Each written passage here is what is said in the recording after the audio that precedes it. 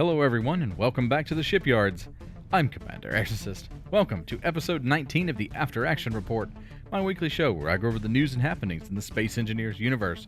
Before we get started, if you enjoy the content that I create on this channel, then be sure to like the video, subscribe to the channel, and make sure notifications are turned on so that you don't miss any of my Space Engineers content. Let's see what's going on out there. Keen held a developer showcase live stream on Friday where Joel and Aaron discussed the most recent dev diaries and updates for both SE1 and SE2. The first part of the broadcast covered the reveal of the colonization map in SE2 and the ongoing sounds of the New Frontier competition. They clarified some of the questions about the winners for the competition and that the current plan is to include the winning tracks in the Space Engineers Jukebox and on the YouTube channel. Currently, there is no plan to include any of the submitted tracks in the game soundtrack itself.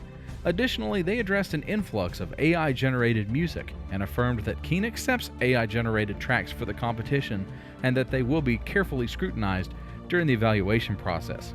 You'll find a link to the full details and submission instructions in the description below. Aaron broke news during the live stream that beds, which are surprisingly a DLC-only item in Space Engineers, will soon be coming to all players. This is due to the discovery of a unique feature in Apex Survival that allows a player to rest in a bed without losing their food stats. In the relevant livestream segment, which is linked below and begins at approximately 44 minutes and 30 seconds, Aaron discusses that a new bed will be made available to all players, but that, quote, sleeping in your bed and staying full while your crops grow will no longer be a thing, unquote. If that is the case, then what is the point of giving all players a bed? I reached out to Keen for clarification on the statement, but as of the time of this video goes to press, I have not received a clear answer. If and when an official statement is released, I'll certainly cover it in a subsequent After Action report. In the meantime, players that do not own a DLC containing beds for Space Engineers can look forward to resting their weary heads for free in a coming update. This week's Dev Diary contained a follow-up video about the yellow submarine demoed in SE2 just a few weeks ago. In that previous video, players were treated to a sneak peek at a simple submarine design traveling through water. Some viewers noted that there seemed to be very little realistic feedback in the environment when it moved, such as momentum and drift when the boat was coming to a halt. According to Keen, this is due to ongoing work refining water interactions with the new grids. In the diary, the new video shows us a more detailed interior of the submarine and some of the improvements to water effects.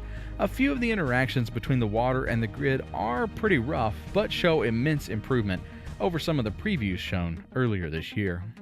Merrick mentioned that work on SE2 planets is at its peak within Keen's development team.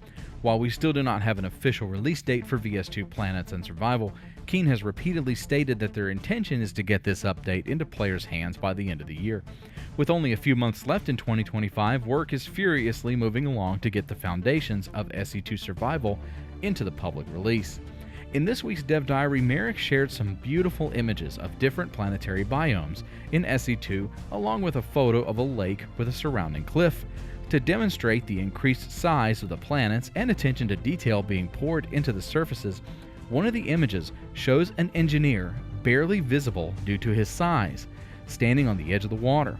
The shot underscores the immenseness of the new worlds, and personally, I'm beyond hyped to set foot in these new locations. And finally, we got our first official look at the new drill in SE2. In a brief video clip showcasing mining particles, we see an engineer chipping away at rocks with the stylish new drill.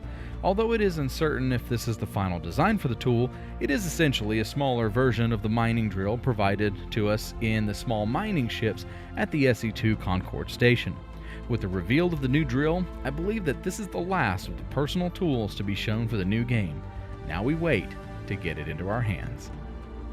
So what do you think of free beds for all in Space Engineers? Are you okay with AI music being submitted to the sounds of the New Frontier competition?